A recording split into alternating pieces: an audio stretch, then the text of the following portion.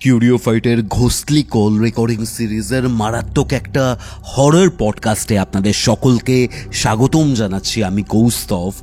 আজকে বিশ্বজিৎ আমাদের সাথে এই ঘোস্টলি কল রেকর্ডিংয়ে ছিল।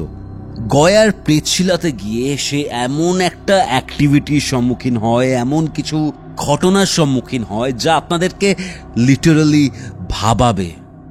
আজকের এই এপিসোড আপনারা কোথা থেকে শুনছেন কমেন্ট করে জানান। এবং হ্যাঁ, আপনারা যদি আমার থেকে কোনো স্পিরিচুয়াল হেল্প চান, কোনো অ্যাস্ট্রোলজিক্যাল প্রেডিকশন চান, ডেফিনেটলি যোগাযোগ করতে পারেন আমাদের অফিসিয়াল হোয়াটসঅ্যাপ নম্বরে, যেটি হচ্ছে 6290675195। আর হ্যাঁ, আপনারা যদি নিজেদের লাইফের এরকমই ঘটনা আমার সাথে শেয়ার করতে পারেন, তাহলেও এই গিভেন হোয়াটসঅ্যাপ নম্বরে যোগাযোগ করতে পারেন। আমার প্রত্যেকটা আইডির লিঙ্ক আপনারা ডেসক্রিপশন বক্সে এবং কমেন্ট সেকশনের একদম প্রথম পিন কমেন্টে পেয়ে যাবেন।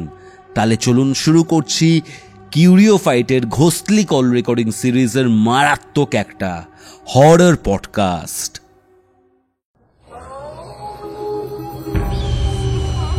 কিউরিও fight presents ghostly call recording, a horror audio documentary by Kaustav Kumar. এবার ভয় পাবে তুমিও। হ্যালো বিশ্বজিৎ, কেমন আছো? ভালো আছি গো। আচ্ছা, বিষয়টা হচ্ছে যে তুমি এর আগে তোমার লাইফের একটা খুব পিকিউলিয়ার এবং খুব ভয়ের একটা ঘটনা শেয়ার করেছিলে, এবং সেখান থেকে কিউরিও ফাইটের অনেক সদস্য তোমার ঘটনার যে পরবর্তী পর্যায়ে রয়েছে সেটার ব্যাপারে জানতে চেয়েছে। তুমি জানিয়েছিলে শেষে যে তোমার যে ওয়াইফ রয়েছেন তিনি আত্মহত্যা করেছেন, এবং আত্মহত্যা করার পর তুমি তোমার ছোট বাচ্চা ছেলে তারা পুরোপুরি একা হয়ে যাও। এখন তুমি গোয়া থেকে দিল্লিতে শিফট করেছো, আর এখন নিজের ছেলের খেয়াল তুমি নিজে রাখছো অ্যাজ আ সিঙ্গেল ফাদার, ঠিক আছে? এই জিনিসটা তুমি জানিয়েছো, কিন্তু তুমি আমাকে ইনিশিয়ালি আজকালের মধ্যে মেসেজ করেছিলে এবং তুমি জানাতে চেয়েছিলে সেই ঘটনার পরবর্তী পর্যায়টা, যেখানে তুমি তোমার ওয়াইফের পিণ্ডিদান করতে বা তার শেষকৃত্যের জন্য গোয়াতে যাও, এবং গোয়াতে গিয়ে সেখানে প্রেতশিলাতেও যাও, এবং সেখানে গিয়ে এমন কিছুর সম্মুখীন তুমি হও হয়তো ডাইরেক্টলি তোমার সাথে কানেক্টেড নয়। যাই হোক, এই পুরো যে বিষয়টা এতক্ষণ যেটা বললাম, আমাদের অডিয়েন্স একটা ব্যাকআপ, একটা কি বলবো রিক্যাপ পেয়ে গেছে। আমি তোমার থেকে জানতে চাই কি হয়েছিল গয়ার প্রেতশিলাতে। ওকে, তো আমি তোমাকে প্রথম থেকেই বলবো, ঠিক আছে? এর আগে আমি তোমাকে ঘটনা বলেছিলাম যে আমার এখন বর্তমানে আমার আর আমার ছেলে ছাড়া আমার আর কিন্তু এই দুনিয়ায় কেউ নেই। হ্যাঁ। তো আমার ওয়াইফ যে মারা গেছিল, তো যাই হোক, এবার আমার দিল্লি আসার পরে আমি গয়ার যাওয়ার ডিসিশন নেই। আর ওইদিকে একটু ওয়াইফেরও একটু খুবই খারাপ একটু হচ্ছিল, প্রভাব পড়ছিলই। তো তুমি আমাকে তো অনেক হেল্প করেছোই। আমাদের এখানে একজন রয়েছেন ভালো পুরোহিত, তো উনি আমাকে বললেন যে যা কিছু হয়েছে এবার ওয়াইফের তুমি পিন্ডদানটা দিয়ে দাও। এবার উনি আমাকে বলেছেন এবার সবসময় তো যাও, আমি ছুটি অ্যাপ্লাই করি, ছুটি অ্যাপ্রুভ হয়ে যাওয়ার পরে আমি 28 তারিখে রাত্রে বেরোই। তো গয়ের উদ্দেশ্যে আমি বেরোই। তো আমি গয়া পৌঁছাই। বলছো 28 তারিখের? এই মাসের 28 তারিখ, অগস্টের। অগাস্টের 28 তারিখ। 29 তারিখে তোমার পবিত্রর জন্মদিন ছিল। তো যাই হোক, আমি ওখানে সকালবেলা পৌঁছই। সকালে পৌঁছানোর পরে ছেলেকেও সঙ্গে নিয়েছিলাম, কারণ ছেলেকে তো কোথাও রাখে যেতে পারবো না, ওকে নিয়ে গেছিলাম। তো ওখানকার প্রথম দিন যেটা নিয়ম করার করলাম। তারপরে আমি যখন প্রেতশিলায় যে সবার উপরে যে যেতে হয় না, যেখানে যারা আত্মঘাতী, যেখানে যাদের ছবি লাগিয়ে আসতে হয়, তো ওখানে ছবি রাখলাম। তো ওখানে আমার ছেলে বলছে, তো পাপা মাম্মাম কই, মাম্মাম ছবি আছে, মাম্মাম কই। আমি ওখানে এক জায়গায় একটা কথা বললাম। এই কথাটা বলার জন্যই ঘটনার সূত্রপাত আমি জানতে পারি। এই ঘটনাটা আমি কোনো রকম ভাবে কানেক্টেড নই। যিনি ভদ্রমহিলা আমাকে বলেছিলেন ওনার ছেলের ঘটনা। আচ্ছা, আমি ছেলেকে জায়গায় একটা কথা বলি, যেটা আমি এর আগেও তোমাকে বলেছি। আমি ছেলেকে একটা কথা বলি ছেলেকে ভুলানোর জন্য, তো পাপা তুমি যখন বড় হবে ভালো করে পড়াশোনা করে একটা গভর্নমেন্ট জব করবে, মাম্মাম তখন ঠিক আসবে। মাম্মা এখন ঘুরতে গেছে, তুমি খাওয়া দাওয়া করে না, মাম্মাম রাগ করে ঘুরতে চলে গেছে। তো পাশে একজন ভদ্র মহিলা ছিলেন, উনি উনার ছেলে আত্মঘাতী করেছিলেন। তো উনার ছেলের উনিও পিণ্ডদান করছিলেন। এবার পিণ্ডদান করছিলেন, আর ছেলে একটা পায়েসের বাটি ছিল, পায়েসের বাটির মধ্যে পায়েস দিয়ে উনি মহিলা কাঁদতেছিলেন। উনি কান্না থামিয়ে আমাকে বলছেন যে বাচ্চাকে পড়াশোনার জন্য বা চাকরি বাকরি বা তুমি এখন ছেলেকে করে খাওয়াচ্ছ, পরবর্তীতে ছেলে তোমাকে জব করে খাওয়াবে, এইটা ছেলের উপর প্রেসার দিও না। ও যেটা করতে তুমি এটাই করতে দিও, কারণ এই জিনিসটা আমরা করে আমরা ভুল করেছি, যার জন্য আমাদেরকে আজকে মাসুল গুনতে হচ্ছে। আচ্ছা। হ্যাঁ, আর উনি যখন উনি এই কথাটা বললেন না, তখন উনাকে আমি ফলো করলাম। কিরকম ফলো করলাম, উনি কেন এই কথাটা আমাকে বললেন, আর উনি কিন্তু অনায়াসে কাঁদছে। আর উনার পাশে যে পণ্ডিত রয়েছেন না, উনি বলছেন দেখো ছেলে যখন চলে গেছে ওকে খুশি খুশি ভাবে যেতে দাও। উনি কাঁদতে কাঁদতে একটাই কথা বলছেন, বলছে আমার ছেলে যাবে না, আমার ছেলে যাবে না। যিনি আমাকে হেল্প করেছিলেন ছেলের মুক্তির জন্য, তিনি আর বেঁচে নেই। আমার ছেলেকে যে মুক্তি দেওয়ার চেষ্টা করছে সেই আর বেঁচে নেই। আমার ছেলে যাবে না। আমি আমার ছেলের কাছে ক্ষমা চেয়ে নিয়েছি। আমার ছেলের সঙ্গে যে আমি সারা জীবন করেছি, বা ছেলেকে আমি যে অপমান করেছি, আর ছেলে যে আমার জন্য যা সয়েছে, সেটা হবে না। ওর সঙ্গে আরেকজন ভদ্রলোক ছিলেন, আমি প্রথমে মনে করলাম যে ওটা উনার হাজবেন্ড, পর থেকে জানতে পারছি ওটা উনার হাজবেন্ড না। উনিও কান ধরে ভালো করে ক্ষমা নিয়ে হাউমাউ করে, ওর ছোট দুটো বাচ্চা নিয়ে উনিও হাউমাউ করে কাঁদছেন, বলছেন ভাই আমার ভুল হয়ে গেছে, আমি জীবনে কোনো দিন এইভাবে করবো না। তা আমার জিনিসটা দেখে না আমার অবাক লাগে। প্রথমে আমি ওনাদের হাজবেন্ড ওয়াইফ ভেবেছিলাম, তো আমার আবার একটা জায়গায় ডাউট হয়, যদি ওনারা যদি হাজবেন্ড ওয়াইফই যদি হন, তো মহিলা তো অবশ্যই সিঁদুর পরবেন, তো উনি সিঁদুর পরেননি। আমি উনাকে যায়, তখন উনারা যখন সবকিছু কাজটা ছেড়ে যখন নামলেন, তো আমি উনাকে বললাম, প্রথমে হিন্দিতেই কথা বলছিলাম, তারপরে পরে জানতে পারলাম যে উনার বাড়ি ওয়েস্ট বেঙ্গলি একটা পার্টিকুলার একটা জায়গা, স্যার ঠিক আছে, জায়গাটার নাম আমি বলবো না, কিন্তু আমি ছেলেটার নাম বলবো। ওনার যে ছেলের নাম হলো বিশ্বজিৎ, আমারও নাম বিশ্বজিৎ, ওনারও নাম বিশ্বজিৎ, বিশ্বজিৎ সরকার, ঠিক আছে। আচ্ছা। তো আমি বললাম আচ্ছা আপনি আমাকে এই কথাটা বললেন, তো কি কারণে বললেন জানেন? তো উনি আমাকে প্রথমে ইগনোর করে, মানে বলেন না। আমি বললাম দেখুন, আপনাকে দেখেই মনে হচ্ছে আপনি খুব দুঃখিত, তা আপনি আসুন একটু বসুন, আমিও তো আপনার ছেলের মতো, আপনি আমাকে বলতে পারেন। দেখুন আমারও ছেলে রয়েছে, আপনি হয়তো কিছু একটা দেখে একটা শিখেছেন, পরবর্তী যাতে আমি ভুল না করি, তো অবশ্যই তো আপনি আমার থেকে বয়স বড়, তো আপনার থেকে তো আমার শিক্ষা দেওয়া উচিত না, তা আপনি একটু কাইন্ডলি একটু বলুন। তা আমি ওনাকে চায়ের অফার করি, তো উনি বললেন হ্যাঁ চলো, প্রথমে না করছিলেন, তারপরে উনি চায়ের এক্সপেক্ট করলেন। আর ওনার সঙ্গে যে ভদ্রলোক ছিলেন উনিও ইয়ে করলেন। যাই হোক, ওনার সঙ্গে প্রথমে একটু পার্সোনাল কথা হলো, কোথা থেকে এসছি না আসছি, হওয়ার পরে তারপরে বলছে তাহলে শোনো আমার ছেলের ঘটনাটা আমি বল। যেই জন্য বললাম এই ঘটনার মেন সূত্রপাত আমার ছেলে। তো উনার ছেলের নাম হচ্ছে বিশ্বজিৎ, ঠিক আছে। উনি একটা ওয়েস্ট বাংলা একটা পার্টিকুলার একটা জায়গায়, মনে করো তোমার নর্থের দিকেই, মানে সাউথে কলকাতার দিকে নয়, নর্থে, মনে করো ওই তোমার শিলিগুড়ি আশেপাশে, ঠিক আছে। তখন থেকে উনারা গেছেন। তো উনার ছেলে ছোট থেকে পড়াশোনায় খুব ভালো, মানে প্রচুর ভালো। আর ওই পাড়ার মধ্যে একটা নিয়ম আছে, মানে পাশে আশেপাশের লোকজন, ওনাদের মহিলারা এক জায়গায় বসেন, তো সবারই ছেলে মেয়েগুলো একসঙ্গে পড়াশোনা করে, সবারই একটা পড়াশোনা একটা কম্পিটিশন চলে। তো এই ছেলেটা কম্পিটিশন প্রতিবারই আগে থাকতো, ঠিক আছে। তো এবার যখন পড়াশোনা যখন ভালো করে করছে, তো ওর একটা আশা আছে, তো আমার ছেলে একটা বড় হয়ে একটা সরকারি চাকরি করবে। আর উনার যে বাবা ছিলেন, উনার বাবাও খুব স্ট্রিক্ট ছিলেন, মানে পড়াশোনা থেকে খুব স্ট্রিক্ট, ছেলেকে খুব সাবধানে রাখতেন, দেখাশোনা করে রাখতেন। আর ওর বাবার সঙ্গে একটা ইয়ে ছিল, তো বাবা তুমি প্রতি বছর যদি ভালো করে পড়াশোনা করো, ভালো যদি রেজাল্ট আনো, তোমাকে যে মার্কসটা যে পাইতে হবে সেই মার্কসটা যদি কমপ্লিট করতে পারো, তো তোমার প্রতি বছর একটা করে ট্যুর দিব। তো সেইভাবে কথা মতো হয়। এই করে ছেলেটা কিন্তু 10 পাস করে, সবকিছু নর্মাল। 10 পাস করে নেওয়ার পরে ছেলেটার একটু পড়াশোনায় কিন্তু একটু নর্মাল হয়। 11-এ একটু রেজাল্ট আগে থেকে যেমন একটা টপে একটা যা থাকতো, সেই টপে স্কুলের মধ্যে কিন্তু নেই, একটু নর্মাল ভাবে হয়ে গেল। তো যাই হোক, ওর বাড়ি থেকে তো প্রেসার ক্রিয়েট করা চালু করে, তো তুমি পড়াশোনা করছো না, কি হচ্ছে। 12-এও কিন্তু ওর রেজাল্ট কিন্তু খুবই খারাপ আসে, মানে খারাপ বলতে কি অশোচনীয় খারাপ। মানে কোন রকম ভাবে পাস করেছে, মানে ফার্স্ট ডিভিশন সেকেন্ড ডিভিশন ওর নামিয়ে নেই, কোন রকম ভাবে পাস করেছে। তো সেদিন ওর বাবা ওকে প্রচুর পিটিয়েছে, বলছে তুমি আমি এত ইয়ে করে পড়াচ্ছি, তো পড়াশোনা যদি না করার ইচ্ছা করে তুমি পড়াশোনা করো না, ছেড়ে দাও পড়াশোনা, লোকের দোকানে কাজ করো, তোমার পড়াশোনা করতে হবে না। তারপরে ছেলেটা ওর বাবাকে একটা কথা বলছে, বাবা আমার না পড়াশোনা না, আমি একটা অন্য কোনো একটা কাজ করতে চাই। বলছে কি কাজ করবি? তো বলছে বাবা আমি গিটার বাজাতে চাই, একটু মিউজিশিয়ানের দিকে আমি যেতে চাই। তোর বাবা বলছে দেখো, আমি ছোট থেকে আমি একটা গভর্নমেন্ট একটা চাকরি নেওয়ার আমার খুব ইচ্ছা ছিল, আমি পাইনি, তোমাকে এটাই করতে হবে, গান বাজানো দিয়ে সংসার চলে না। ওর ছেলে বলে না বাবা আমি আমার গিটারে এটা ভালো ভালো লাগে, আমি পড়াশোনা করবো, আমি গিটার। বলছে না তোমাকে পড়াশোনা করতে হবে, দুটা জিনিস একসঙ্গে হয় না, তুমি একটা মানুষ হয়ে তুমি দুটো ডিসিশন নিতে পারো না। তুমি যদি গিটার যদি বাজাতে হয় তাহলে তুমি বাড়ি থেকে চলে যাও, তুমি নিজে ইয়ে করো, সবকিছু ইয়ে। তো ছেলেটা সেই সময় কিছু করার ছিল না, ছেলেটা ওর বাবার কথাই মানে কলেজে ভর্তি হয় কোন রকম ভাবে, ওর বাবা ওকে ডোনেশন দিয়ে ভর্তি করায়।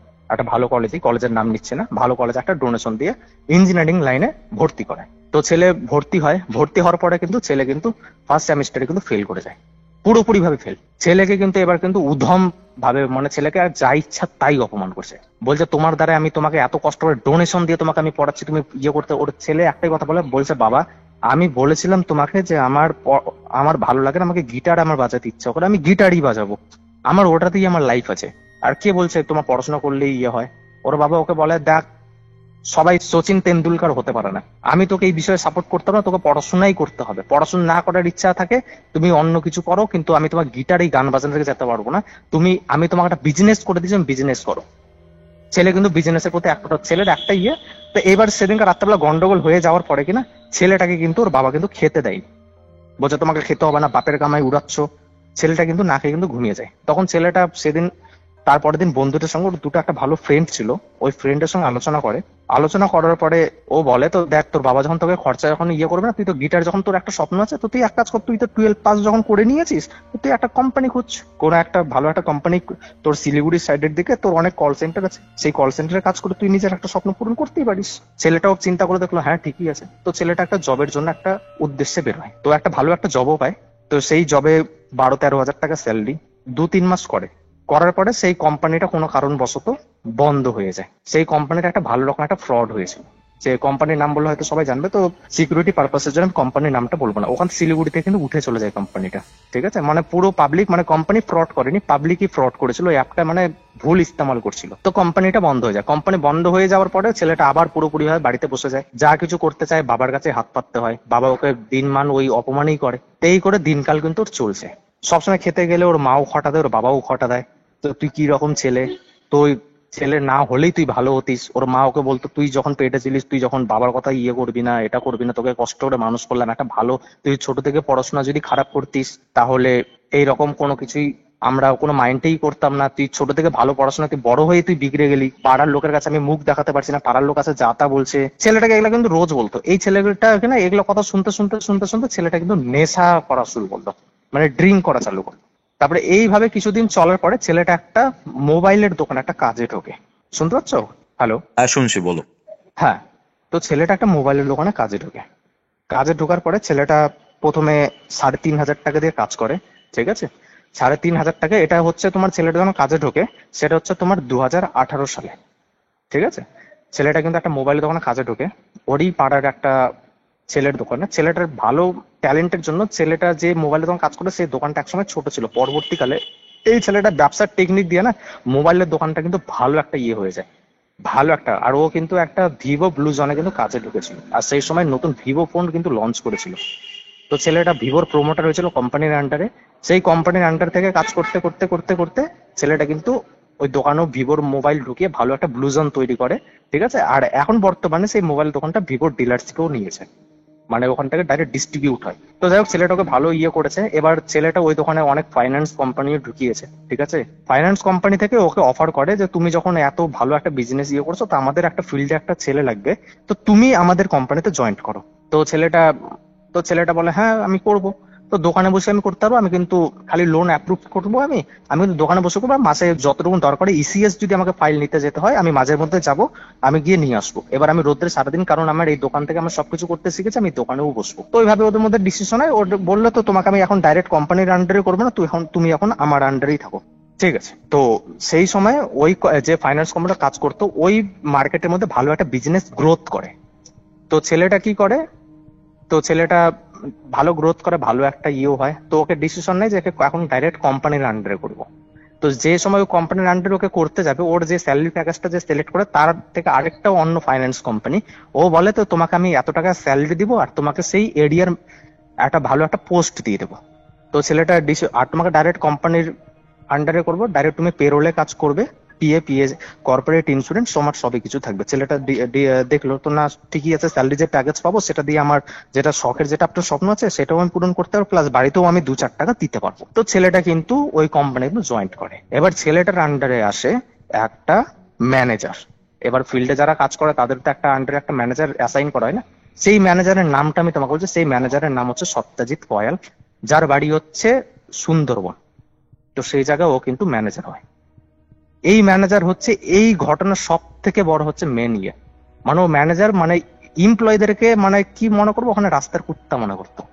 আর যে এই যে সত্যজিৎ যে কয়লার কথা বললাম, তিনি হচ্ছেন সেই লোকটা যিনি ভদ্র মহিলার সঙ্গে যিনি এসেছিলেন, যিনি ক্ষমা চাইছিলেন যে ভাই আমি জীবনে বড় ভুল করেছি, এই ভুল আমার আর কোনোদিন হবে না। তো এইবার ও লোক কি করেছে, একে এর উপর একটা মানসিক ভাবে টর্চার শুরু করতো।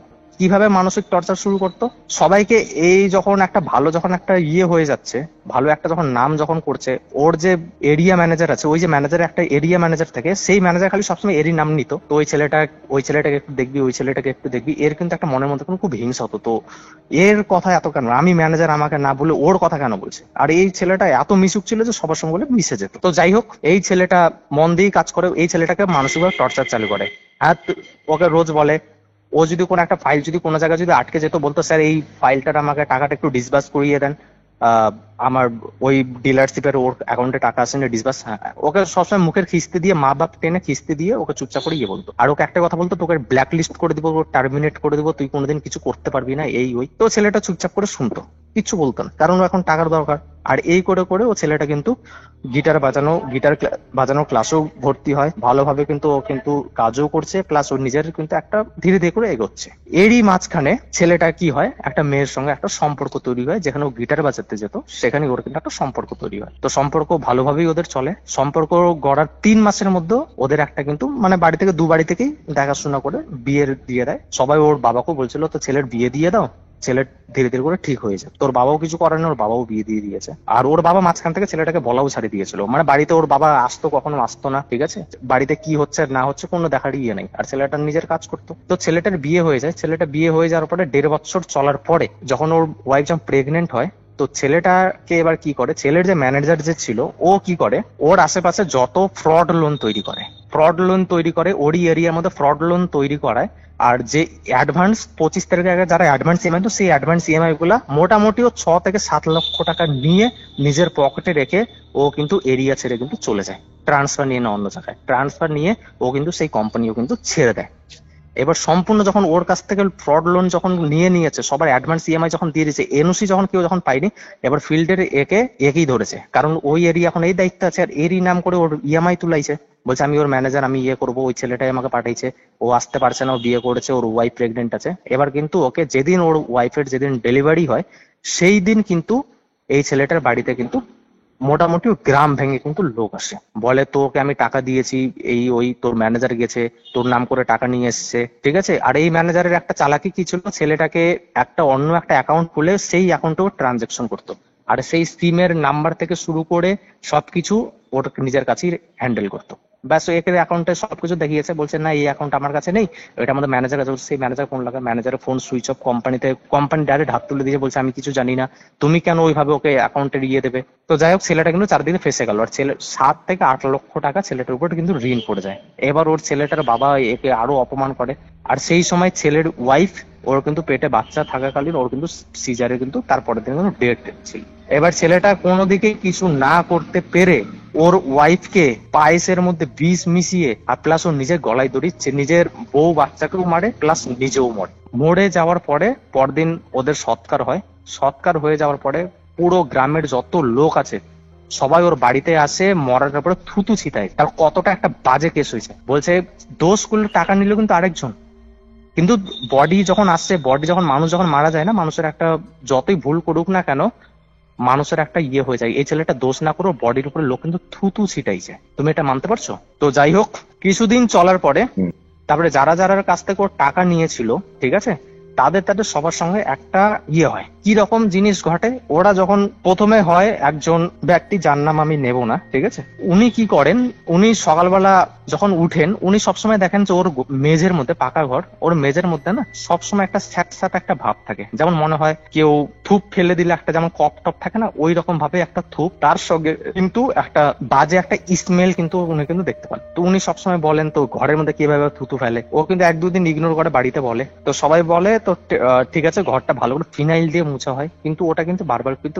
একই জিনিস হয়। প্রথমে যে লোকটার সঙ্গে ঘটনাটা হয়, এরপরে একদিন সেই লোকটা ঘুমিয়ে রয়েছে, ঘুমিয়ে থাকার পরে ও দেখতে পাচ্ছে যে ওর সঙ্গে ওরই বেডের সামনে একজন ছায়ামূর্তি দাঁড়িয়ে আছে। ও প্রথমে ভাবলো যে আমার চোখের ভুল আছে। ও কি করলেন যে উনি পাশ ঘুরে, মানে উনি সোজা হয়ে মাথাটা উপরে দিয়ে ফ্যানের দিকে তাকিয়ে ঘুমিয়ে আছেন, উনি দেখছেন যে ওনার সামনে কেউ দাঁড়িয়ে আছে। তো উনি প্রথমে ভাবলেন ঘুমের মধ্যে, উনি পাশ ঘুরে যখন যেই শুয়েছেন উনি দেখছেন একজন গর্ভবতী মহিলা পাশে শুয়ে রয়েছেন। উনি কিন্তু ধরপড় করে বিছানা দিয়ে উঠে সঙ্গে সঙ্গে লাইট জ্বালিয়েছেন। পাশে দেখছেন তো না, পাশে তো সেরকম কিছু নেই। উনি তারপরে ওয়াশরুমে, উনি তখন চোখ মুলতে মুলতে ওয়াশরুম গেলেন। ওয়াশরুম থেকে যখন ঘুরে এসেছেন, ঘুরে এসে যখন ঘরের মধ্যে যখন ভালো করে লাইট জ্বালিয়ে যখন দেখছেন, তখন তো ঘুম ভেঙে গেছে, চোখে জল দিয়ে এসেছেন। তখন দেখছেন যেই জায়গায় যে উনি মহিলাকে দেখেছিলেন সেই জায়গায় কিন্তু একটা মানুষ যখন একটা বিছানার মধ্যে বসে তো একটা নিশ্চয় একটা ছাপ থাকে। উনি উল্টো সাইড দিয়ে নেমেছিলেন খাটের, আর এই সাইডে কিন্তু ওরকম একটা ছাপ রয়েছে। আর যে জায়গায় যে দাঁড়িয়েছিলেন সেই জায়গায় একটা মানুষ যখন ঘেমে যখন যায় না, পা যখন ঘেমে যায়, একটা পায়ের একটা ছাপ পড়ে না, সেই ছাপও কিন্তু উনি দেখতে পাচ্ছেন। কিন্তু ছাপটা কিন্তু অন্যরকম। কি রকম ছাপ? পায়ের যে গড়ালিটা আছে না, পায়ের গড়ালি আর পায়ের যে আঙ্গুলের যে আছে, খুব একটা বেশি ডিস্টেন্স নয়। মানে মনে হবে খুব একটা ছোট্ট পা, কিন্তু পুরোপুরি মানুষের পা না, কোনো একটা জন্তু পা মনে হবে। কিন্তু পা গুলো দেখে মনে হবে যে একটা আঙ্গুলের সঙ্গে আরেকটা আঙ্গুলের মোটামুটি অনেকটা দূরত্ব রয়েছে। এইভাবে কিন্তু উনি দুটো পায়ের কিন্তু ছাপ দেখতে পান। তো উনি এটা দেখার পরে উনি ওনার ওয়াইফকে বলেন। উনার ওয়াইফ বলে যে ঠিক আছে, তুমি ইয়ে করো না, কালকে তোমার সঙ্গে আমি থাকবো, এরকম কিছু দেখি কি হয়। উনি পরদিন, ওরা ওয়াইফ আছে উনার সঙ্গে ঘুমিয়েছেন। ঘুমানোর পরে তখন উনি দেখতে পাচ্ছেন, উনার ওয়াইফ এবার দেখতে পাচ্ছে, তো সেম ভাবে ওর সামনে একজন বলছে ওকে যে তুই এখান থেকে যা, তুই কিছু করিসনি, তুই যা। উনি ভালো করে যখন ইয়ে করছেন না, উনি দেখছেন যে না, আমি স্বপ্ন দেখছিলাম, ঘুমিয়ে গেছিলাম, কখন যে ঘুমিয়ে গেছি আমি জানি না, আমি স্বপ্ন দেখেছি এটা। উনি ভালোভাবে ঘেমেছেন। ওনার সামনে এমন ভাবে কেউ বলেছে না, রাগের চোটে বলেছে যে তুই চলে যা, তুই আমার সঙ্গে কিছু করিসনি, তুই এখান থেকে বেরিয়ে যা। উনি কিন্তু ওনার হাজবেন্ডকে কিন্তু বলছেন। বলার পরে ওনার হাজবেন্ডের কিন্তু কিছু একটা ডাউট হয়েছে। আর উনি যে ছিলেন, উনি কিন্তু মসজিদে আজান দিতেন, ঠিক আছে, যে যাদেরকে বলে গ্রামীণ ভাষায় মৌলবী। তো উনি কিন্তু একটা কিছু একটা অভ্যাস পেয়েছেন। পাওয়ার পরে উনি কিন্তু পরের দিন ওই ছেলেটার বাড়ি, মানে বিশ্বজিৎ যে ছেলেটা রয়েছে ওর বাড়িতে কিন্তু যায়। গিয়ে বলে তো দেখো, তোমার ছেলে আমাদের সঙ্গে যা করেছে করেছে, এখন মরার পরে কিন্তু শান্তি দিচ্ছে না, তো তোমরা কিন্তু ব্যাপারটা কিন্তু দেখো। বলার পরে ওর মা বলছে, ওর বাবার ডাইরেক্ট একটা, ওর বাবার তো ছেলে মারা গেছে, ওর বাবা তো একটা কথা বলবে যে না আমার ছেলে মারা গেছে, আমার তো খারাপ লাগবে, আমার খারাপ লাগছে। ওর বাবা বলছে কি দেখো, তোমাদের সঙ্গে ও মারা গেছে না, তুমি ওর কাছ থেকে টাকা নাও, এখানে আসে টাকা চাইতে পারবো না। ও মরে গেছে, ও তোমার কাছে টাকা নিয়েছে, ওকে এখানে বলবা না, ও আমার কোনো ছেলে ফেলে না, মরে গেছে, ভালো হয়েছে, আমি খুব খুশি। এইভাবে কিন্তু ওর বাবা কিন্তু কথা বলে। ওর মা কিন্তু বলে তো দেখুন, আমরা আপনার সঙ্গে যেটা হয়েছে বুঝতে পারছি, তো আপনি যদি কিছু যদি যা বলতে পারেন। তো আপনি বলছেন না, তোমরা ভালো, তোমাদের হিন্দু ধর্মের কোনো একটা তান্ত্রিক ডাকে ভালো করে এটা দেখাও, এটা কিন্তু এইভাবে কিন্তু ক্ষতি হয়ে যাবে। তো এইবার আসি সেই সত্যজিৎ কয়েলের কেসে। ওর সঙ্গে যে দুজন, যে এর সঙ্গে আরো দুজন কাজ করতো, দুজনের সত্যজিৎ কয়েলের খুব একটা ভালো একটা লিঙ্ক ছিল এই ছেলেটাকে বের করার ধান্দায় যারা ছিল। ওরা একদিন কি করে, রাতে পার্টি করার পরে ওরা ভালোভাবে ড্রিঙ্ক করে। আর যে সত্যজিৎ কয়েল যে ছিলেন, উনি কিন্তু ভালোভাবে ড্রাইভিং করতে পারতেন না, বুঝতে পেরেছো? উনি কিন্তু ভালোভাবে ড্রাইভিং করতে পারতেন, তো উনাকে কিন্তু গাড়ি চালাতে দেয় না। তো উনি কি করেছেন, একজন এমপ্লয়ি উনাকে, ম্যানেজারকে পিছনে বসিয়ে, তার পাশে আরেকজন ছিলেন, পাশের অন্য একটা বাইকে আরেকজন গাড়ি চালাচ্ছেন, আর যিনি ম্যানেজার ছিলেন উনি আরেকজনের বাইকের পিছনে বসে আছেন। যিনি একা যে চালাচ্ছেন, উনি দেখতে পাচ্ছেন কিছুটা দূর যাওয়ার পরে উনি দেখতে পাচ্ছেন যে ওনার পিছন দিকে বিশ্বজিৎ বসে রয়েছে বাইকের মধ্যে। উনি লুকিং গ্লাসে, তো আমরা পিছনে দেখি যে আমরা পিছনে কোনো গাড়ি আসছে কি আসে না, কিন্তু সেই লুকিং গ্লাসের মধ্যে দেখতে পাচ্ছে বিশ্বজিৎ ওর দিকে একভাবে তাকিয়ে রয়েছে। আর তাকিয়ে দেখে না একটা ক্রিপি একটা হাসি দিচ্ছে। ছেলের কিন্তু হাত কাঁপা কিন্তু চালু হয়ে যায়।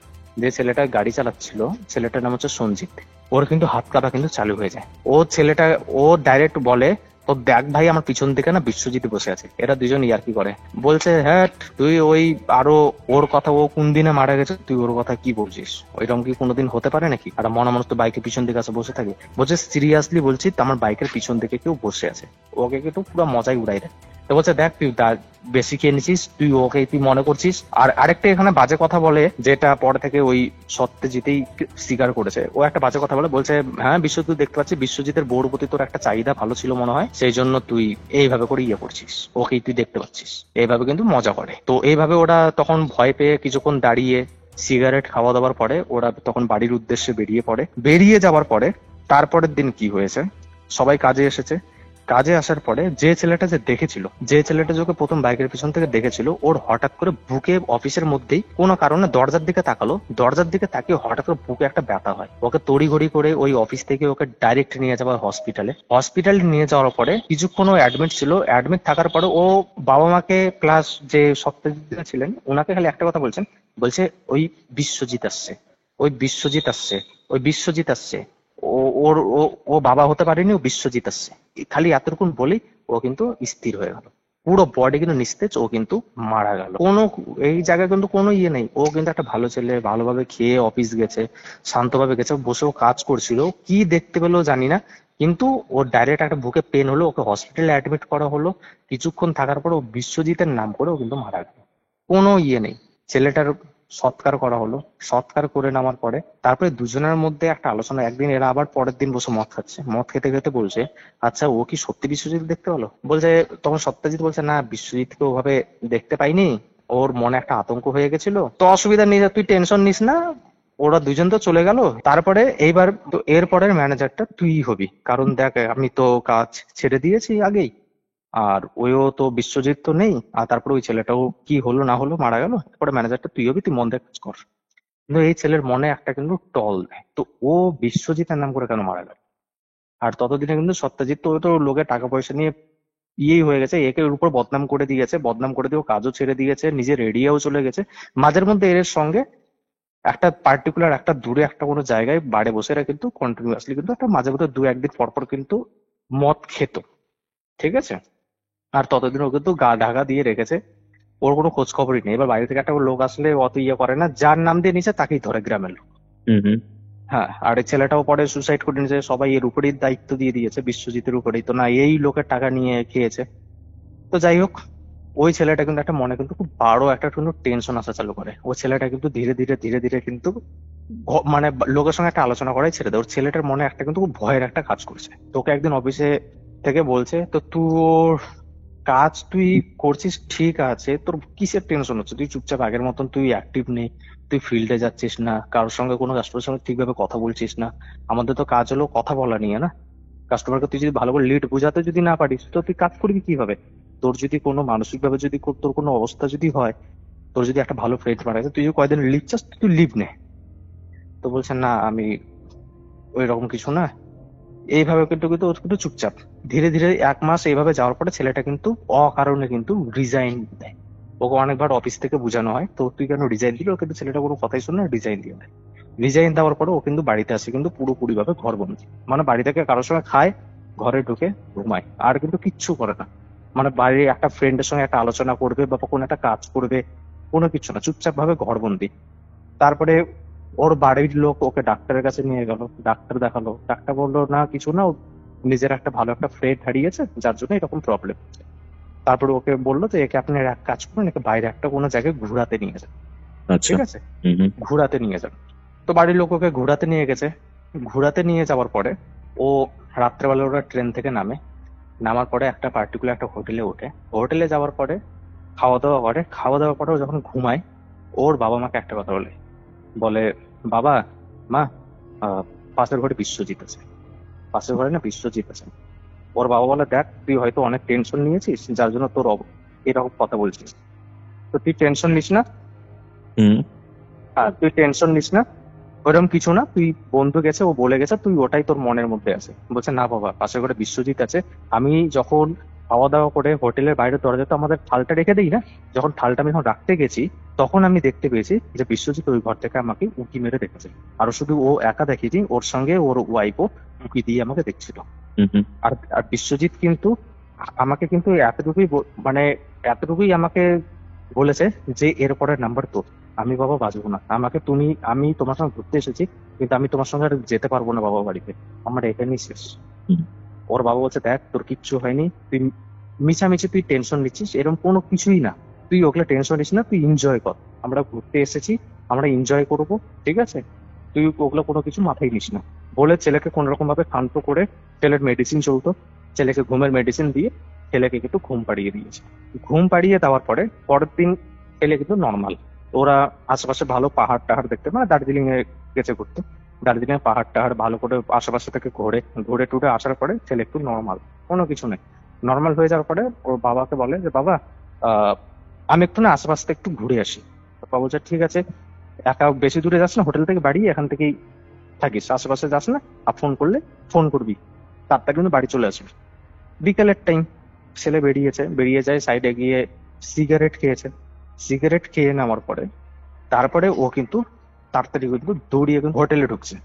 হোটেলে ঢোকার পর বাবা কাছে দরজা কিন্তু পুরো ভাবে কিন্তু কড়া দিচ্ছে। ওর বাবা দরজা খুলে বলে কি ব্যাপার, দৌড়ে দৌড়ে এভাবে হাঁপাচ্ছিস কেন? বলছে বাবা আমি না সিগারেট যখন খাচ্ছিলাম, সিগারেট খেতে খেতে আমাকে সাইড থেকে বিশ্বজিৎ এসে আমাকে বলছে কি এটাই তো লাস্ট সিগারেট খাওয়া, এরপরে আর কোনোদিন খেতে পারবি না। ওর যে বাবাকে যে বলছে আমি সিগারেট খাচ্ছিলাম সেটাও ভয়ের চোটে বলে দিয়েছে। ওর বাবা ইনার মাকে বলে, বিশ্বজিতের মাকে বলে যে ওর ছেলে সিগারেট খেতে ওর বাবা কোনোদিন জানতো না, কিন্তু সেদিনকে ভয়ের চোটে বলে দিয়েছে। এবার ওর বাবা বলছে তুই সিগারেট খাচ্ছিস, তুই সিগারেট খাস? ওর বাবা বলছে বাবা সিগারেটটা মেন কথা না, আমাকে বিশ্ব বলছে এটা আমার লাস্ট সিগারেট, আমি আর খেতে পারবো না বাবা। আমি বলেছিলাম না কালকে যে আমি আর তোমাদের সঙ্গে যেতে পারবো না, আমি আর তোমাদের সঙ্গে সত্যি যেতে পারবো না বাবা। ওর বাবা বলছে দেখ তোর ইয়ে হচ্ছিস, তোকে এক কাজ করবো, তুই বাড়িতে চল, বাড়িতে যাই তোকে আমি ভালো একটা তোকে ডক্টরের কাছে আমি নিয়ে যাব, তুই কালকে আমরা এখান থেকে চেক আউট করবো। ওর ছেলে চুপচাপ করে খাটের উপর বসলো, খাটের উপরে বসে পায়ের ওখানে বালিশটা নিল, নিয়ে বলছে বাবা কালকে তোমরাই যাবা, আমি আর মনে হয় না এখান থেকে যেতে পারবো। খালি এতটুকুই কথা বললো। তারপর ওর মাকে একটা কথা বলে, বলছে মা হোটেলওয়ালাকে বলো, রিসিপশনে গিয়ে বলো খাবার দাও, আজকের দিনটা আমাদের হয়তো লাস্ট খাবার, এরপর থেকে কয়েকটা দিন আর আজকে একটু মাছ মাংস, বাবা তো একটু মাছ মাংস খেতে বেশি ভালোবাসে, তো মাছ মাংস অর্ডার করো, কারণ আজকের পর থেকে মাছ মাংস কয়েকদিন খেতে পারবো না, কারণ আমি মারা গেলে তো নিরামিষই খেতে হবে, বিনা লবণ তেল হলুদে তোমরা তো খাবার খাবে, তো আজকের দিনটা একটু ভালো করে। ওর মা কিন্তু ওকে কিন্তু একটা কিন্তু কষে কিন্তু চর মারে, বলে তুই পাগল হয়ে গেছিস নাকি এরকম কথা বলছিস। ওর ছেলে কিন্তু কোনো রিয়াকশন দেয় না, ওর ছেলে কিন্তু চুপচাপ। তারপরে ওর বাবা বলে হয়তো ওর মাছ মাংস খেতে ইচ্ছা করছে, ও নিয়ে আসো। সবাই মিলে ছেলে খায়, ছেলে কিন্তু ভালো করেই খায়, ওর বাবাও খায়, খেয়ে দিয়ে কিন্তু ঘুমিয়ে পড়ে। ঠিক আছে, ঘুমিয়ে পড়ার পরে ছেলের কিন্তু হঠাৎ করে কিন্তু একটা পেটে কিন্তু পেন চালু হয়, মানে প্রচুর ব্যথা। মানে ব্যথায় কিন্তু থাকতে পারছে না, মানে এত অকারণে কিন্তু প্রচন্ড ব্যথা, এত ব্যথা। ওকে তারপরে সেই হোটেলের ম্যানেজারকে কল করা হয়, ম্যানেজার ওখান থেকে অ্যাম্বুলেন্সের ব্যবস্থা করে, অ্যাম্বুলেন্স করে ওকে হসপিটাল নিয়ে যাওয়া হয়। পাশে যে হসপিটাল থাকে সেই হসপিটাল থেকে কোনো ইয়ে ধরতে পারলেন না। ওর বাবাটা বললো যে না আমরা এখান থেকে নিয়ে চলে যাচ্ছি, আমাদের ওখানে আমরা দেখাবো, আমরা বাড়িও চলে যাবো। তো কোন রকম ভাবে মেডিসিন দিয়ে ওকে অ্যাম্বুলেন্সে করে ওকে নিয়ে আসে। আসার পথে হসপিটালে ঢোকার 2 থেকে 3 কিলোমিটার আগে অন রোডেই ছেলেটা কিন্তু মারা যায়, কোনো কিন্তু কারণ নেই। খালি দেখলো বিশ্বজিৎ আসছে, বিশ্বজিৎ আমাকে বললো যে আমি আজকে এটা আমার লাস্ট সিগারেট, আর কালকে তুই থেকে আর খেতে পারবি না। প্লাস ওর বাবা মাকে বললো যে বাবা আজকের দিন তুমি মাংস নেও, তারপরে তো তুমি আর মাংস খেতে পারবা না, কয়েকদিন বিনা তেল লবণ হলুদই তোমাকে খাবার দিতে হবে। কতটা কৃপি ঘটনা তুমি বুঝতে পারছো? ওই ছেলেটা কিন্তু মারা যায়। এরপরে কিন্তু সত্যজিতের কিন্তু একটা মনে কিন্তু ভয় ধরে, ও কিন্তু ঘটনাটা কিন্তু শুনতে পারে পরে থেকে, ওর কিন্তু মন থেকে একটা কিন্তু ভয় ধরা কিন্তু চালু হয়। এরপরে ছেলের বাড়িতে যে ঘটনা চালু হয়, ছেলের এইদিকে ছেলে মারা যাওয়ার পরে ছেলের বাবার কোনো, ওর মায়ের প্রতি কোনো ইয়ে নেই, কোনো অ্যাক্টিভিটি, কোনো কিচ্ছু নেই। তো ওর ওয়াইফ কি করছে, বাড়িতে রাত্রে দেরি করে আসে, কোনোদিন বাড়িতে আসে না, ওর মা একাই থাকে, কারণ ওরা হাজবেন্ড ওয়াইফ আর ওর ছেলেই ছিল, আর কেউ ছিল না।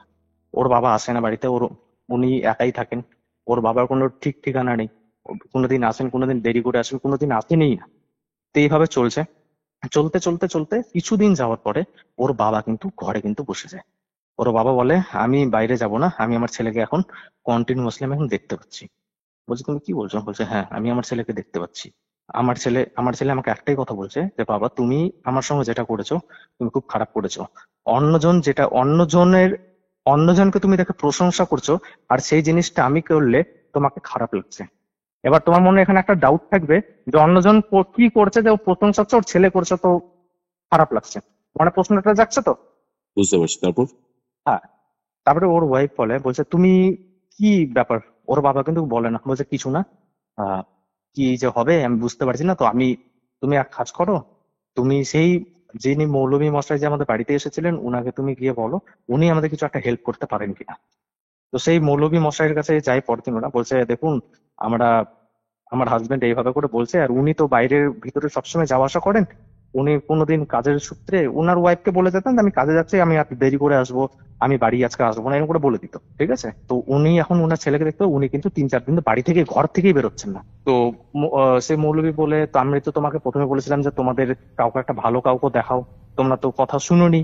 আমি বলছি ও আছে, তোমার হাজবেন্ড বললো যে ও গেছে, ভালো হয়েছে, এটাকে ধীরে ধীরে তোমরা ইয়ে করেছো। তো এর মধ্যে আমি কিছু করতে পারবো না, আমি খালি দুবেলা খালি আমি নামাজ পড়ি, ঠিক আছে, মসজিদে যেন আজান দেওয়া হয় সেটাই আমি খালি করি, আমি এর মধ্যে আমি কোনো কিছু করতে পারি না। আর কারো যদি নজর টজর লাগে আমি এরা করে দিচ্ছি, এর থেকে বেশি কিছু করতে পারবো না। আমি একজনের জায়গার অ্যাড্রেস দিচ্ছি, তোমরা ওখানে যাও, উনি করে দিতে হয়তো পারবেন, বা কিছু আছে কি নাই সেটা না আপনাদের মনের ভুল হচ্ছে সেটা আপনারা জানতে পারবেন, ওখানে আপনারা যান। তো উনি একটা অ্যাড্রেস দেন, সেই অ্যাড্রেসে লোকটাকে বলে, যিনি বিশ্বজিতের বাবা উনাকে বলেন, উনি বলেন না আমি যেতে পারবো না, আমি যাবো না, আমি বাড়ি থেকেই বেরোবো না, আমি বাড়ি থেকে বেরোলে আমি আর আসবো না ঘরে। বুঝতে পেরেছো, এতটা ভয়। বলছে আমি বাইরে গেলে আমি আর আসবো না, আমি বাড়িতে থাকবো, তুমি যাও। তো উনি ওই দাবার অ্যাড্রেসে উনি যান, উনি বলেন তো সম্পূর্ণ ওনাকে ঘটনা বলেন। তো ওর 2টা ফ্রেন্ড মারা গেছে, তারপরে ওনার বাবা এখন ভয় পাচ্ছেন। তো উনি বলেন ঠিক আছে, তুমি এক কাজ করো, আমি একদিন তোমাদের বাড়িতে যাবো, বাড়িতে গিয়ে আমি তোমার হাজবেন্ডের সঙ্গে আমি কথা বলবো। তোমার হাজবেন্ড আছেন? তো উনি বলেন না, উনি বাড়ি থেকে ভয় বেরোচ্ছেন না। বলছে ঠিক আছে, আমি তোমার বাড়িতে যাবো, গিয়ে ওনার সঙ্গে কথা বলবো। তো যথারীতি ভাবে উনি আসেন, আসার পরে উনার সঙ্গে কথা বলেন বিশ্বজিতের বাবার সঙ্গে। উনি উনাকে সম্পূর্ণ ঘটনা খুলে বলেন, ঘটনা উনাকে বলেন। ঘটনা যখন শুনে যখন উনি বাড়ান না, উনাকে উনার ওয়াইফ একটা কথা বলেন যে তোমার হাজবেন্ড যা কাজ করেছে আর তোমার ছেলে যেটা করেছে, তোমার হাজবেন্ডকে কেউ বাঁচাতে পারবে না, তোমার হাজবেন্ড মরবেই। আর আমি যদি এর খেলাপে যদি করি, আমি যদি এটা যদি আমি ওকে বাধা দিই, তো আমাকে আল্লাহ মাফ করবে না। তোমার হাজবেন্ড যেটা করেছে তোমার হাজবেন্ডের জন্য ওটা প্রাপ্যযোগ্য, আর তোমার ওই ছেলেগুলো যেগুলো করেছে ওই ছেলেগুলোর মৃত্যু প্রাপ্যযোগ্য। আর তোমার ছেলে, আর যে তোমার ছেলেকে যদি আমি যদি এই কাজটা যদি ও করতে যদি না দেই, তো আমার এটা পাপ লাগবে। একটা ওনাকে হালের জন্য নিয়ে আসছিল, মানে কোন একটা কেসটা যেন সলভ হয়, উনি বললেন যে এই কাজটা আমি করতেই পারবো না। বুঝতে পারছো মানে কি কাজ হয়েছে ভিতরে? মারাত্মক লেভেলের কিছু করেছো। ডাইরেক্ট মানা। উনার ওয়াইফ উনার হাত পায়ে ধরলেন, বলছে দেখো আমি এই কাজে আমি করবোই না। হ্যাঁ, যদি তোমাদের মধ্যে যদি কোনো ভুল না করতাম, কেউ না কেউ তো সাজা তো ওকে দিবে। মানুষ যখন পাপ করে, পাপের প্রায়শ্চিত্ত এখানেই করে যেতে হয়। আর একটা কর্মা নামে একটা জিনিস থাকে, সেটা এই জায়গায় একটা হবেই। তো তোমার যে ছেলে গেছে, তোমার ছেলেকে তোমরা সবসময় খারাপ জিনিসটা দেখো, ভালো জিনিসটা দেখো না। ওনার কিন্তু ওয়াইফের কিন্তু এবার ডাইরেক্ট বলছে দেখো আমি কিছু বলবো না, আমি বললে এটা আমার বলাটা ঠিক হবে না, তোমার হাজবেন্ডের কাছ থেকে শুনবে। এবার ওর হাজবেন্ডের কাছে ওর ওয়াইফ কিন্তু যায়, যায় বলে তুমি কি করেছো ছেলের সঙ্গে। ওর হাজবেন্ড কিন্তু কোনো কথাই কিন্তু বলে না, একদম কিন্তু চুপচাপ, কোনো কিচ্ছু বলে না। বলছে তুমি আমাকে যদি না বলো তাহলে আমি কিরকম বুঝবো, তোমাকে তো কিছু করতেই হবে। ওর হাজবেন্ড তখন এক এক করে বলা চালু করে, বলছে একদিন আমি কাজের কাজটা শেষ করে আমাদের কোম্পানির, মানে ওনার বাবাও জব করতেন প্রাইভেট কোম্পানিতে, জব করার পরে আমাদের একটা ড্রিঙ্ক পার্টি হয়, ঠিক আছে। ড্রিঙ্ক পার্টিটা হয় তোমার রায়গঞ্জে, অ্যাড্রেস বলছি, একটা নতুন একটা হোটেল খুলেছিল সেই সময়। সেই হোটেলে সম্পূর্ণ যারা যারা ম্যানেজার লেভেলের লোক আছেন বা যেগুলো ডিলার রয়েছেন, ঠিক আছে, সবাই মিলে একটা প্রোগ্রাম হয়, ড্রিঙ্ক পার্টি হয়, ঠিক আছে। আর ওখানে গান বাজনাও হয়, ঠিক আছে। গান বাজনার সঙ্গে ওই জায়গায় একটা মেয়ের সঙ্গে এর বাবার কিন্তু একটা ভালো একটা কিন্তু বন্ধুত্বের প্রথমে সৃষ্টি হয়। বুঝতে পেরেছো, বন্ধুত্ব সৃষ্টি হওয়ার পরে তারপরে ওর বাবা, ওর সঙ্গে বন্ধুত্ব সৃষ্টি হতে একটা প্রেমের কিন্তু একটা সম্পর্ক তৈরি হয়। এবার ওর বাবা কি করতো, তোমার রায়গঞ্জ কুলিক ফরেস্টের নাম অবশ্যই শুনেছো। ওর বাবা ওই মেয়েটার সঙ্গে ওই জায়গায় কিন্তু দেখা করতো, ঠিক আছে, দেখা করতো। আর মেয়েটার কিন্তু একটা শখ ছিল গিটার বাজানো, মানে গিটার বাজাতো। ওর বাবা কিন্তু বাবা বাবা সাব্বাসী। আমি তোমাকে এর আগে বলেছিলাম যে ছেলেটা একটা মেয়ের সঙ্গে কাজে ঢোকার পরে ছেলেটার একটা মেয়ের সঙ্গে একটা সম্পর্ক তৈরি হয়, বলেছিলাম তো। কিন্তু ছেলেটার সঙ্গে ওর মেয়েটার সম্পর্ক অনেক আগে থেকেই ছিল, কিন্তু জানাজানি হয়েছিল পরে থেকে, ছেলেটা কাজে ঢোকার পরে। ওর সঙ্গে একটা ওরাও কিন্তু লুকিয়ে লুকিয়ে ওই কুলিক ফরেস্টেই কিন্তু দেখা করতে যেত। একদিন কিন্তু ছেলেটা কিন্তু সেটা দেখে নিয়েছে। দেখে নেওয়ার পরে ওর বাবা কিন্তু গিটারের বাজানোর, ওর বা ও মেয়েটাকে জিজ্ঞেস করে গিটার বাজানো আমার খুব ভালো লাগে, তোমার গিটার বাজানো খুব মুক্ত। ছেলেটার ওইদিকে গিটারের স্বপ্ন ছিল। ছেলেটা তখন সেই সময় কি করে, ছেলেটা বলে তো আমার বাবারও যখন গিটার পছন্দ, তাহলে আমি যদি এটা যদি চাই, তাহলে আমার বাবা আমাকে কিন্তু সাপোর্ট করবে। সেই জন্য বাবাকে এসে প্রথমে বলে যে বাবা আমি পড়াশোনা আমার দ্বারাই হচ্ছে না, আমি কিন্তু গিটার বাজাবো। আর ছেলেটার পড়াশোনার মেন ঘাটতি ঘটে এই মেয়েটার সঙ্গে প্রেমের সম্পর্কে পড়ে। আমি বলেছিলাম না, ও 10 পর্যন্ত সবসময় ভালো রেজাল্ট করে গেছে, তারপর ওর পড়াশোনা একটু কিন্তু ডিফল্ট হতে চালু করে। মেয়েটার সঙ্গে প্রেম করার পরেই ওর কিন্তু পড়াশোনা একটু কিন্তু ব্যাঘাত ঘটে, ঠিক আছে। আর সেই সময় কিন্তু ওর একটা গিটারের প্রতি একটা কিন্তু চাহিদা হয়, আর ওই দিকে ওর বাবাও ওই গিটার বাজানো দেখে প্লাস গান বাজানোর মধ্যে ওর বাবা মাঝের মধ্যে মেয়েটার সঙ্গে এখানে যেত ওখানে যেত ঘুরতে, কুলিক ফরেস্টে দেখা করতো। এইভাবে কিন্তু ছেলেটা কিন্তু ওকে দেখেছে ওর বাবাকে, কিন্তু বলেনি কিন্তু কোনোদিনও। ওর বাবা কিন্তু দেখেছে, ওর বাবাকে একবার দূর থেকেও বলেছিল, তো ওর বাবা ওকে দবাই দিয়েছিল, ইয়ে করছিল, তা আমার বিজনেস ডিলের মধ্যে তুই মাথা ঢুকাবি না, তুই ওখানে কি করতে গেছিস। এবার ছেলেটা ভয় বলতে পারবে না যে আমি ওখানে গেছিলাম করতে, ওই জন্য ছেলেটাও কিছু বলতো না, এদিকে ওর বাবাও কিন্তু কিছু বলতো না। ওর বাবাকে যখন বলেছে গিটারের কথা, ওর বাবা ডাইরেক্ট না করেছে, বলছে না আমি ওগুলো পছন্দ করি না, ইয়ে করি না। ছেলেটা কিন্তু এদিকে মনে কিন্তু দুঃখ, কিন্তু ছেলেটা কিন্তু রেগেছে, বলছে আমার বাবা অন্যজনের গিটার বাজানো দেখে মুগ্ধ হচ্ছে আর আমি বাজাতে চাচ্ছি, আমার বিয়ে হচ্ছে না। তারপরে এইদিকে ওর বাবার ডিসিশন নেয় যে ওর ছেলেটা ওর মানে ওর যে নিজের ওয়াইফকে ডিভোর্স দিবে, ঠিক আছে। ডিভোর্স দেওয়ার পরে এই মেয়েটার সঙ্গে কিন্তু সংসার করবে। ছেলেটা মারা যাওয়ার পরে বলছে ওকে আমি ছেড়ে দেবো, ছেড়ে দিয়ে তোমার সঙ্গে ইয়ে করবো। আর মহিলাটাকে কিছুদিন ধরে বলতো যে তুমি বাড়িতে চলে যাও।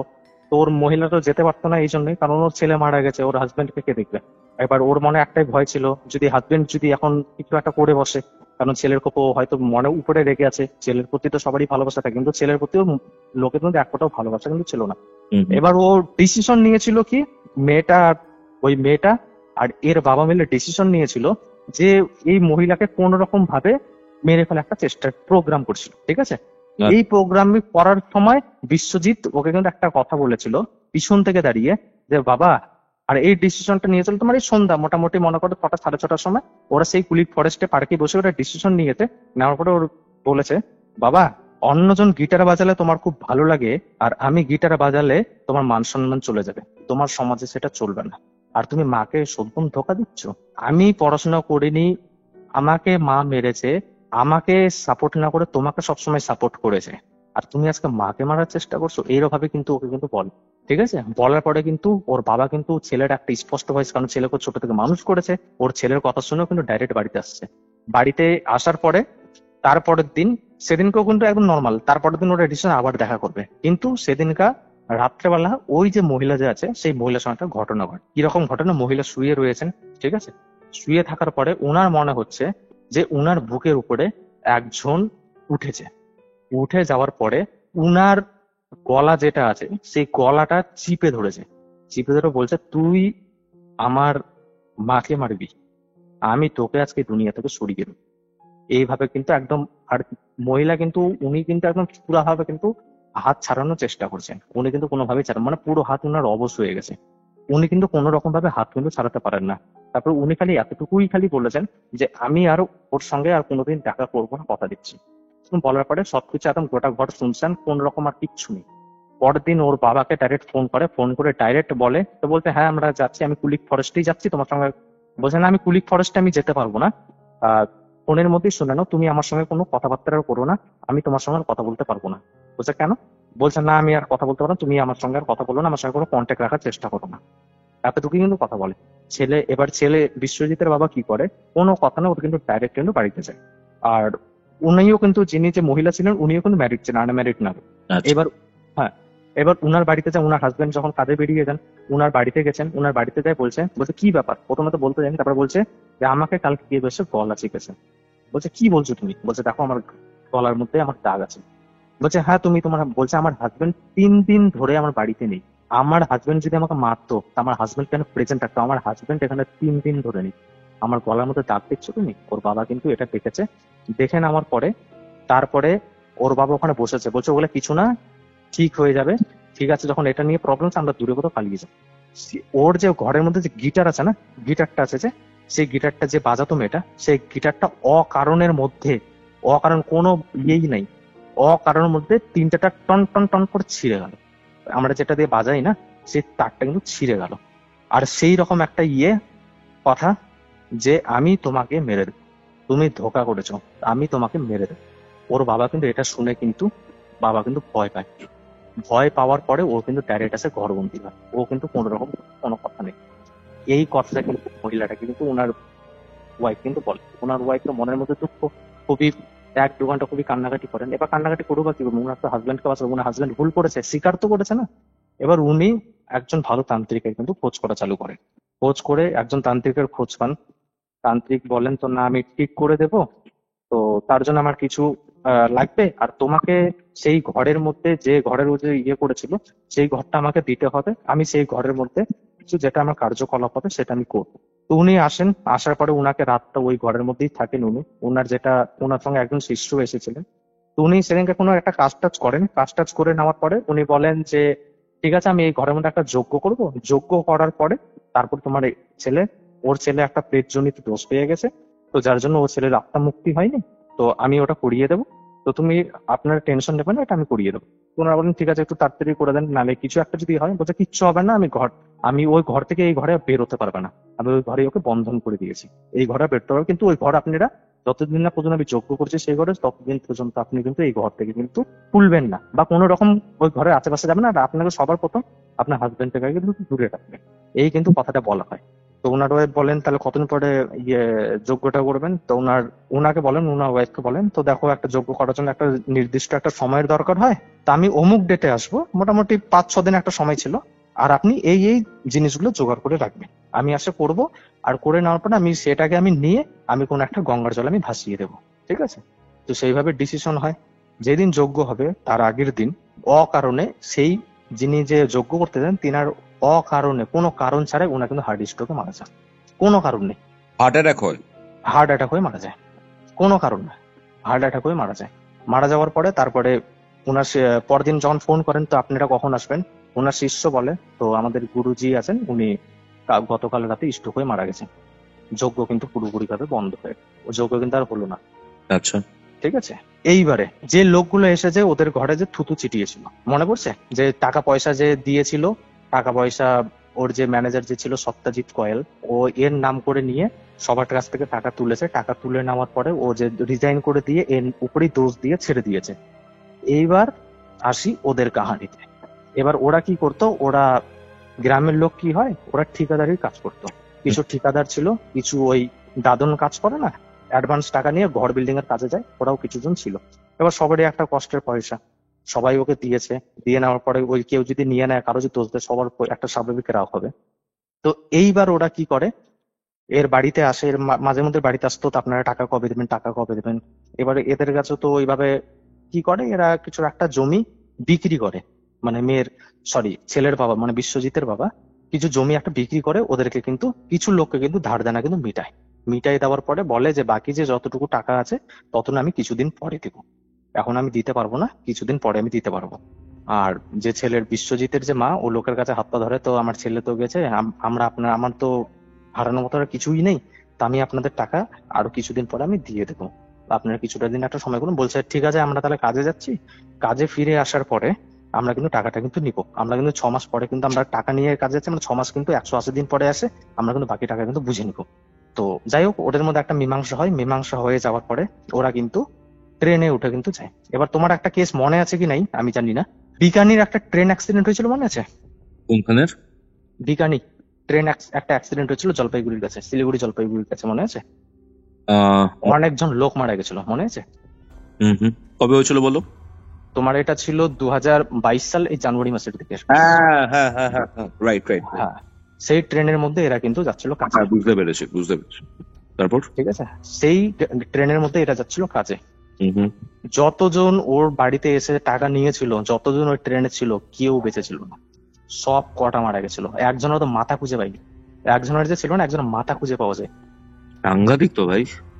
একজনের মাথা পাওয়া যায়নি। আর সেই মাথাটা কার পাওয়া যায়নি জানো? ওই যে মৌলভী মশাই ছিলেন না, উনি ছিলেন ঠিকাদার, উনি লেবার তুলতেন বিল্ডিং, বড় বড় বাইরে কনস্ট্রাকশনের বিল্ডিং এর যে কাজ হতো, উনি কোম্পানি থেকে টাকা নিতেন, এখান থেকে উনি লেবার দিতেন, তো উনি লেবার গুলোকে রাখতে গেছিলেন, ওনার মাথাটা খুঁজে পাওয়া যায়নি। আচ্ছা, ঠিক আছে। আর ওনাদের সঙ্গে এবার যারা কাজে যায়, অনেক সময় মেয়ে মানুষও যায়, তার সঙ্গে বাচ্চাও যায়। ঠিক আছে, একটা বাচ্চা খালি বইগুলা ছিল, খালি বইগুলা পাওয়া গেছে, বাচ্চাটা কোথায় ছিল আজও পাওয়া যায়নি, কোনো খোঁজই পাওয়া যায়নি। অনেক বডি তো পাওয়াই যায়নি ওখানে, তুমি যা নিউজও হয়তো দেখেছোই, অনেক বডিও খুঁজে পাওয়া যায়নি।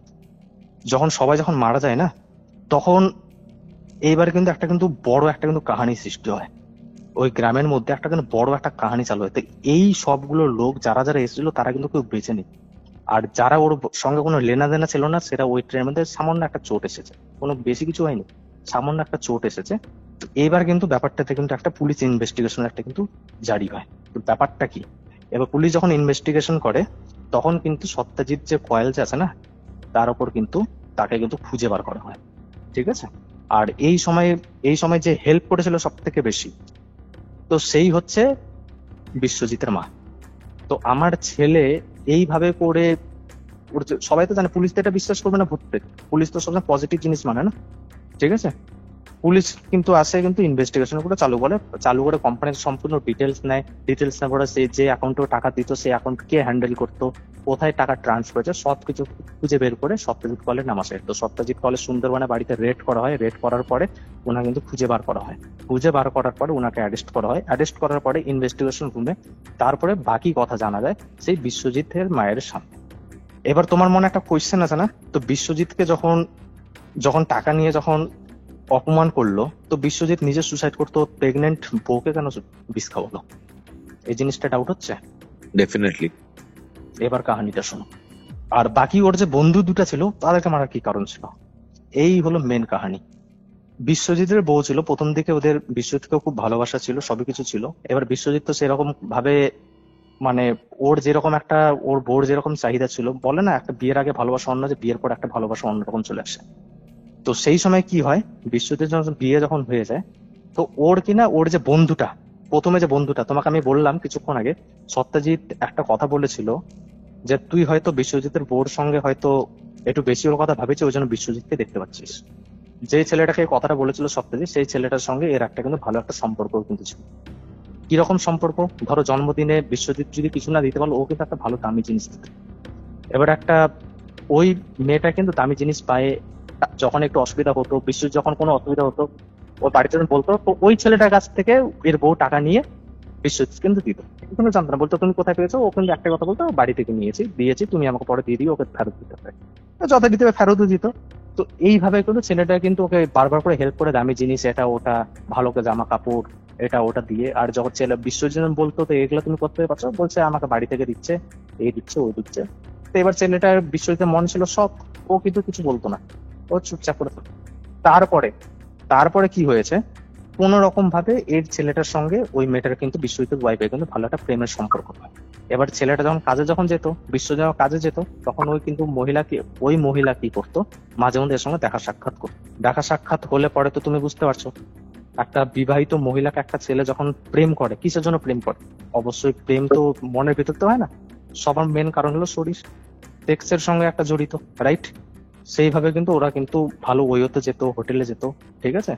পরে যেদিন ওর বাবা ওকে যেদিন করে, গন্ডগোল হয়, সেদিন রাত্রেবেলা, ঠিক আছে, ওর ওয়াইফ ফোনের মধ্যে কথা কথা বলেছে আগে। ওর ওয়াইফের ফোন দিয়ে ঘাটতে ঘাটতে ওর ফোন, মানে বিশ্বজিতের ফোনটা সুইচ অফ হয়ে গেছিল। সেই জন্য ওর বন্ধুকে ও কল করছিল যে দেখ ভাই, আমি এইরকম কোনো কিছু করিনি, তাও দেখ আমাকে এইভাবে করে ফাঁসানো হলো, আমি এখন কি করবো, তোর আমাকে দে। বিশ্বজিৎ চিন্তা করেছিল যে আমি বাইরে কোনো জায়গাটা কাজে যাব, আর যতজনের কাছ থেকে আমি টাকা নিয়েছি তাদের আমি সম্পূর্ণ টাকা আমি ফেরত দিয়ে দেবো। আর আমি মাকে বলবো, বাবা তো আমাকে মেরেছে, আমারই তো বাবা হয়, তা আমি বাবাকে বলবো যে কিছু একটা জমি তুমি ব্যাংকের মধ্যে ঋণ নিয়ে সবার টাকা দিয়ে দাও, আমি মাসে মাসে এসে টাকা দিয়ে আমি জমিটা ছুটাবো। বুঝতে পেরেছো? সেই সময় কিন্তু এইগুলা কিন্তু টেন্ডেন্সি ওর বন্ধুদের সঙ্গে কিন্তু কথা হয়।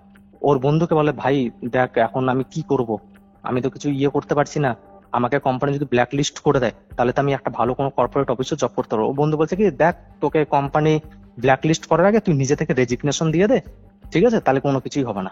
এই কথাটা বলার পরে ও ওয়াইফ কিন্তু ঘুমিয়ে আছে। এই কথাটা হওয়ার পরে ফোন রাখার পরে ওর ফোনে তো সুইচ অফ হয়, যার জন্য বড় ওয়াইফের ফোন দিয়ে ফোন করেছে। তারপরে ও কি হয়েছে, ফোনটা ঘেটেছে, ইউটিউব খুলে চেক করছে, তো কোনো জায়গায় জব টপ আছে কি নাই। তো জব টপ গুলা চেক করছে, ঠিক আছে, আপনার জবে প্রোফাইল দেখেছে। প্রোফাইল দেখার পরে তারপরে ও কোনো কারণবশত রেকর্ডিং ফাইলে ঢুকে ও যে রেকর্ডিংটা শুনেছে সেটা আকাশ থেকে পড়ার মতো। ও ডাইরেক্ট বলেছে যে দেখো, আমি তখন প্রেগনেন্ট, বিশ্বজিৎ তো জানে না যে এটা ওর বাচ্চা না, এটা তোমার বাচ্চা। তো আমরা চলো, ওর বাবা ওকে করেছে, এখন ও জানি না কি করবে না করবে। আমি ওই যে বদনা হবে, কালকে বাড়িতে যদি 2-4টা যদি লোকও আসে, হ্যাঁ, আমি এগুলো বদনাম নিবো না। তো তুমি এক কাজ করো, তুমি আমাকে বাড়ি থেকে ভাগাই নিয়ে চলো, বুঝতে পেরেছো? বাড়ি থেকে ভাগিয়ে নিয়ে চলো। আমি এগুলোর মধ্যে আর ইয়ে করবো না। দুদিন পরে বাচ্চা হবে, তোমার এই বাচ্চা, ঠিক আছে? আমি এর সঙ্গে আর সংসার করতে পারবো না। তুমি আমাকে নিয়ে চলো এখান থেকে। এর দ্বারাই কোনো কিছু হবে না। এর কাছে যদি থাকি তো এই আমাকে গরিব বানিয়ে ছাড়বে। আর এই তো, যে যে ছেলেকে নিজের বাবা সম্মান করে না, মা সম্মান করে না, তার সঙ্গে তাকে কোনো লাভ নেই। তো তুমি আমাকে নিয়ে চলো। তো ছেলেটা তারপর বলেছে কলের মধ্যে, তো যা কথা হবে কালকে হবে, এখন তুমি ফোন রাখো ব্যাস। ছেলেটা যদি এবার কারো কারো নিজের বোর্ড সম্পর্কে এই যদি কথাটা যদি শুনে, তাহলে তার টেন্ডেন্সি কি দাঁড়াবে? এক তো বাবার কাছ থেকে অপমান হয়েছে, যে কাজও করেনি, পাড়ার লোকের কাছ থেকে অপমান হয়েছে, প্লাস ওর নিজের ওয়াইফও এই কথা বলেছে। ও কিন্তু কিচ্ছু কিন্তু তখন বললো না, ও কিন্তু চুপচাপ করে উঠলো। রাত্রেবেলা ওর ওই ছেলেটার সেদিনকার ছিল বার্থডে, জন্মদিন ছিল। ও বাড়িতে সেদিন এসে মারও খেয়েছে। ওর মা পায়েস বানিয়েছিল, তো ছেলেকে সন্ধ্যাবেলা খেতে দেবে। সেই পায়েসের মধ্যে ও ছেলেটা কি করেছে, কার্বোলাইট অ্যাসিড ঘুলেছে। অ্যাসিড ঘুলে নিয়ে ওর বউকে কিন্তু খাওয়াইছে, বলছে উঠো পায়েসটা খাও। ওর বউকে কিন্তু খাওয়াইছে। খাওয়াই দেওয়ার পর ওর বউ কিন্তু মারা, ওর বউকে মারার পরে তারপর নিজে গলায় দড়ি দিয়েছে, যার জন্য ওই ছেলের দুটাকে কিন্তু মেরেছে। একটা ছেলের সঙ্গে আরেকটা ছেলে সাপোর্ট করতো। একটা ছেলে নিজে মোবাইল দিয়ে হোটেল বুক করতো, যেই হোটেলে এটা ভীষণ যেত। প্লাস ওর বাবাকে মেরেছে। কি কারণে ওর বাবাকে মেরেছে? ওর নিজের মাকে মারার প্ল্যান করছিল, যে টেন্ডেন্সি ওর ওয়াইফ করেছে, সেই জন্য ওর নিজের ওয়াইফকে মেরেছে, ওর দুটো বন্ধুকে মেরেছে। ঠিক আছে, এটা বলার পরে তারপরে কি হয়েছে, সত্যজিৎ এগুলো ইনভেস্টিগেশন রুমে বসেছে। তারপর তোর নামে ভালো একটা সেকশন 420 কেস দিয়ে ওর তো জেল। জেল হওয়ার পরে যত টাকা নিয়েছে, তারপর ওর বাড়ির লোককে বলেছে এই টাকাটা আপনাকে ওনাদেরকে ফেরত দিতেই হবে। ঠিক আছে, তারপরে ওর বিশ্বজিতের মাও একটা ওর উপরে ভালো একটা রকমের কেস করে। তো আমি আমার নিজের জমি বিক্রি করে, যে জিনিসটা আমার ছেলে করেনি, সেই তার বিনা কারণে আমি জমি বিক্রি করেছি, জমি বিক্রি করে তার উপর আমি টাকা দিয়েছি, সেটার মাসুল তো আপনাকে দিতেই হবে। তো সত্যজিতের ওয়াইফও ছিল, দুটা ছোট ছোট মেয়েও ছিল। তো ওনাদেরকে বলা হয়, তো উনি বললেন তো ঠিক আছে, আমাকে 1-2 মাসের সময় দাও, আমি আপনাকে যে জমি বিক্রি করেছেন সেই জমির টাকাটা আমি আপনাকে ফেরত দিয়ে দেবো, আর বাকি যারা আছে তাদেরকে আমি টাকাগুলো আমি ধীরে ধীরে করে দিতে পারবো, আমি একবার তো দিতে পারবো না। তো যাই হোক, এইবার তারপর দিন এটা বলে ওর ওয়াইফ গেল, ওর হাজবেন্ড তো জেল চলে গেল। ওর ওয়াইফের সঙ্গে এবার কিন্তু অন্যরকম একটা কাহিনী চালু হলো। এবার ওর ওয়াইফ খাওয়া দাওয়া করে নর্মাল কান্দাকাটি করছে, ওর হাজবেন্ড একটা ভুল করেছে। এবার দুটো বাচ্চাগুলো কিভাবে চলবে? ওর ওয়াইফ কিন্তু যথেষ্ট কান্দাকাটি করেছে। এবার ওর ওয়াইফের সঙ্গে ওর ভাই ছিল, ওর ভাই ওকে বুঝাইছে দেখ ঠিক হয়ে যাবে, আমরা ভালো একটা লয়ারের সঙ্গে ইয়ে করে ওর জামিন করাবো, তুই টেনশন নিস না সবকিছু। আর ও একটু পয়সালা ঘরেরই, সত্যজিৎ কয়েল যতদূর জানি উনি একটা ভালো পয়সা ঘরেরই লোক। ঠিক আছে, অনেকদিন ধরে জব করেছেন, একটা ভালো ম্যানেজার হয়েছেন উনি, ওনার একটু ভালো ইয়েই আছে। তো যাই হোক, এইভাবে ডিসিশন নেয়। কিছুক্ষণ যাওয়ার পরে ওর ওয়াইফের মধ্যে একটা চেঞ্জেস আসে। বলছে তুই যদি ওকে জেল থেকে বার করিস, আমি কিন্তু ওকে মেরে দেবো। বলছে তুই কি বলছিস, তুই তো ওর জন্য কাঁদছিস? বলছে আমি কাঁদছি না, তুই বুঝতে পারছিস না আমি কে? আমাকে ইয়ে করার চেষ্টা করবে, আমি যাকে ইচ্ছা করবো আমি তাকেই মারো, আমাকে আটকাতে আসিস না। ও ভুল করেছে। আমি কোনো যারা ইয়ে করেনি, যার সঙ্গে আমার কোনো লিঙ্ক নেই আমি তাদেরকে মারি না, যার সঙ্গে আমার লিঙ্ক আছে আমি তাকেই মারবো। ও হচ্ছে মেন কার্পিট, ওর জন্য আমি কত কিছু করেছি, আর ওরা আমার পিঠ পিছনে করলো, ও আমাকে এত ইয়ে করছে। ও আমাকে একবারও বলেনি। এরা বসে বসে আমাকে হোটেল বুক করেছে, প্লাস ও আমার নামে টাকা ইয়ে করেছে, প্লাস এইভাবে করেছে। এবার তোমার মনে আরেকটা কোয়েশ্চেন আসতে পারে, যেটা আমি মিস করেছি। এবার মনে হচ্ছে না যে একটা ছেলে, ভালো একটা শিক্ষিত ছেলে, ঠিক আছে, সে ও ফেল করেছে, ঠিক আছে, একটা ভালো শিক্ষিত ছেলে নিজের নামে সিম অন্য কাউকে দিয়ে দেবে, প্লাস একটা ব্যাংক অ্যাকাউন্ট খুলে দেবে? তোমার মনে এই কোয়েশ্চেনটা এসেছে? ডেফিনেটলি স্বাভাবিক আসবেই তো এই কোশ্চেনটা। হ্যাঁ, এইবারে এর কাহিনীর পিছনে ছিল বিশ্বজিতের ওয়াইফ। বিশ্বজিতের ওয়াইফকেও একটা যে সিমটা দিয়েছিল কিনা, ঠিক আছে, একটা জিওর সিম ছিল আর একটা অল্টারনেটিভ একটা বিএসএনএল সিম দিয়েছিল, সেই বিএসএনএল সিমটা ওকে দিয়ে দিয়েছিল। ওই সিমটা নিয়ে প্লাস বিশ্বজিৎ একটা নিজের একটা অ্যাকাউন্ট করেছিল, ঠিক আছে, যেটা বলেছিল যে এই অ্যাকাউন্টের মধ্যে তোমাকে আমি কিছু দিব, তোমার অ্যাকাউন্টের মধ্যে রাখো না, এর মধ্যে রাখো, ঠিক আছে, এই অ্যাকাউন্টটাকে তুমি খরচ করবে। সেই অ্যাকাউন্টে ওকে ট্রান্সফার করে দিয়েছিল। আর পরে ও যখন বললো যে তুমি কি ব্যাপার, তুমি ইয়ে করছো, তো বলছে কি না ওই অ্যাকাউন্ট আমি বন্ধ, ওই অ্যাকাউন্ট আমি ইউজ করি না, আমার অ্যাকাউন্টে আমি রাখি। যাই হোক, নিজের বউকে বিশ্বাস করে, কোনো কিছুই করেনি, চেকও করেনি। বললো সিমটা কই, তো বলছে সিমটা বন্ধ হয়ে গেছে, বিএসএনএল এর সিম টাওয়ার পায় না, সেজন্য বন্ধ হয়ে গেছে। আর ওইদিকে সিমটা কি করতো আমি তোমাকে বলে দিই, সিমটা কোনো একটা পার্টিকুলার টাইমে একটা অন করতো, অন করে নিয়ে লোকের কাছ থেকে টাকা তুলতো, টাকা তুলে ট্রানজেকশন করতো। আর ট্রানজেকশনটা করতো কিভাবে, একটা তোমার অ্যাপ ছিল পে ওয়ান, গুগলে যদি সার্চ করো পাবে, সে পে 1 দিয়ে ওকে ট্রান্সফার, যাতে আর ট্রান্সফার করতে কি নামে, সম্পূর্ণ নাম এর বিশ্বজিৎ, পরবর্তীকালে যদি ধরা পড়ে জানো এই পড়ে। আর টাকাটাকে কিভাবে ক্যাশ করতো জানো, টাকাটাকে ক্যাশ করতো লোকের দিবে, একটা সার্ভার ক্যাপের মধ্যে দিয়েছিল, বলেছিল এই টাকাটা যারা টাকা তুলতে আসবে ফিঙ্গারপ্রিন্ট দিয়ে তাদেরকে তুই ধীরে ধীরে করে টাকাটা দিবি, যাতে কোনো অসুবিধা না হয়। আর তোর যেটা কমিশন হয় সেটা আমি তোকে 100 টাকায় তুই 4 টাকা করে নিস। এইভাবে কোনো একটা হয়েছিল, পরবর্তীতে সাইবার ক্যাপকেও ধরা হয়েছিল। ওকে, ঠিক আছে, এইভাবে করে ওরা কিন্তু কাজ করেছে। তারপরে যখন এবার একটা মহিলা ওর হাজবেন্ডকে বাঁচানোর জন্য ডাইরেক্ট বিশ্বজিতের মায়ের কাছে আসে, বলছে দেখুন আমাকে আমাকে বাঁচান, আমার ছোট ছোট 2টো বাচ্চা আছে, এবার এরকম করে অসুবিধা হচ্ছে। ওর রাত্রের বেলা এই যে আলোচনা হয়েছে, পরে ওর ভাই ভিডিও করেছে, মানে সত্যজিতের যে শালা আছে না, ওর ওয়াইফ, সত্যজিতের ওয়াইফ যা করেছে ভিডিও করে রেখেছে। পরদিন সকালবেলা যখন নর্মাল হয়েছে পরে ভিডিও কিন্তু দেখিয়েছে।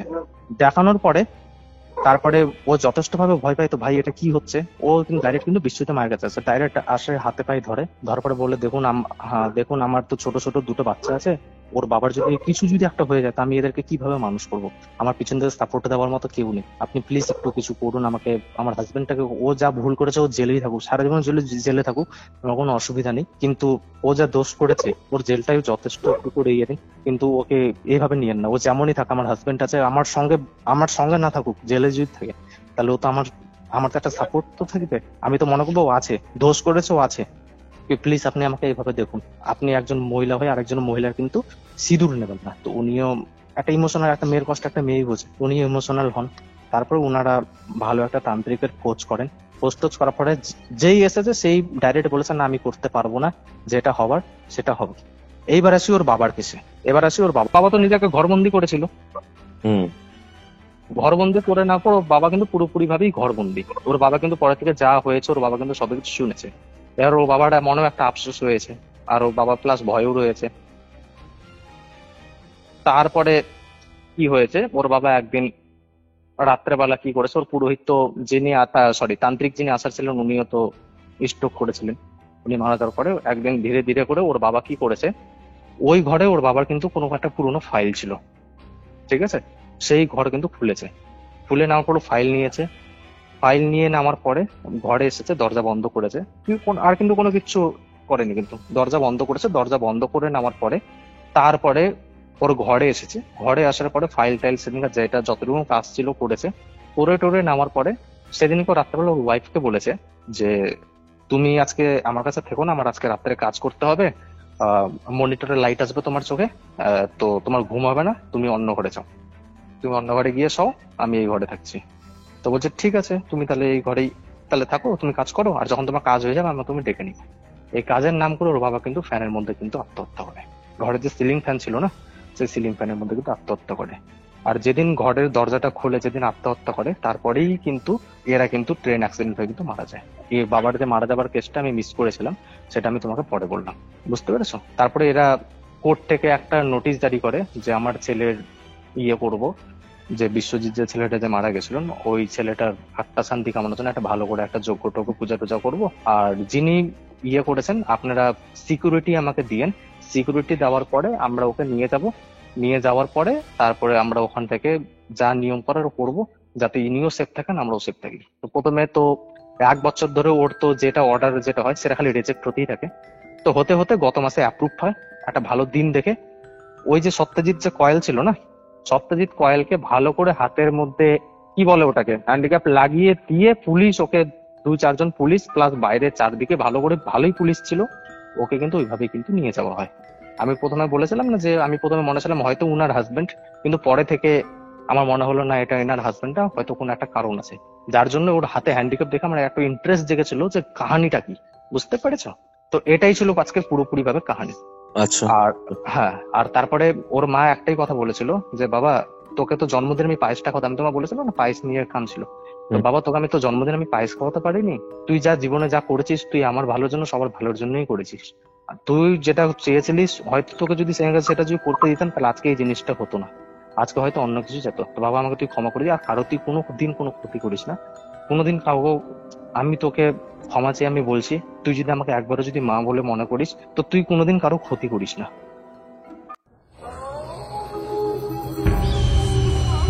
Curiofite presents Ghostly Call Recording, a horror audio documentary by Kaustav Kumar. এবার ভয় পাবে তুমিও। এটাই ছিল আজকের এপিসোড। আজকের এই এপিসোড আপনাদের কেমন লাগলো কমেন্ট করে জানান। ভিডিওটা ভালো লাগলে অবশ্যই লাইক করে শেয়ার করে দিন। আর আমাদের এই চ্যানেল আমার এই গলা যদি আপনারা প্রথমবার শুনে থাকেন তাহলে সাবস্ক্রাইব করতে কিন্তু ভুলবেন না। আজকের এই এপিসোড আপনারা কোথা থেকে শুনলেন সেটাও জানাবেন। আর হ্যাঁ, আপনারা যদি আমার থেকে কোনো স্পিরিচুয়াল হেল্প বা কোনো অ্যাস্ট্রোলজিক্যাল প্রেডিকশন চান, যোগাযোগ করুন আমাদের অফিসিয়াল হোয়াটসঅ্যাপ নম্বরে, যেটি হচ্ছে 6290675195। দেখা হচ্ছে পরবর্তী এপিসোডে, যেটি আসছে রবিবার দিন দুপুর ঠিক 3টের সময়। ততক্ষণ অবধি কিউরিও ফাইটের এরকম আরো 2টি এপিসোড দেখতে শুনতে আপনার মোবাইল স্ক্রিনে আসা ডান দিকের অথবা বাঁ দিকের বক্সে ক্লিক করুন।